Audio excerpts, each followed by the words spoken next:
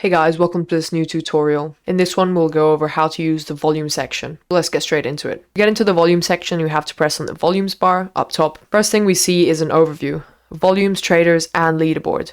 So this is an overview of the marketplace volumes on the Ethereum blockchain. So as you can see, the leader in the 24 hours is Blur. We can see how much ETH and dollars it has traded. Then we have OpenSea, X2, Y2, etc. On the right, we have traders, and on the left, we have volumes. We can filter the numbers by time frame, so these are the time frames we have. And then beneath, we have the leaderboard. Leaderboard, we can filter that by time frame as well, and it will show us total traders, sales, volume, and also the marketplace fee. After that, we can go in depth on each marketplace, clicking on the desired one we would like to see.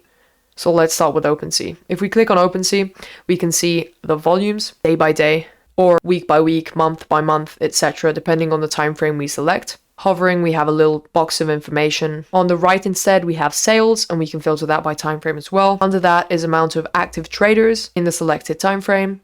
And the last chart is an ETH-WETH sales comparison to understand in which periods there were more people accepting offers rather than people buying up listings. These charts are visible for all other marketplaces such as Blur, X2, Y2, LooksRare, and SudoSwap. Thanks for watching, see you in the next tutorial.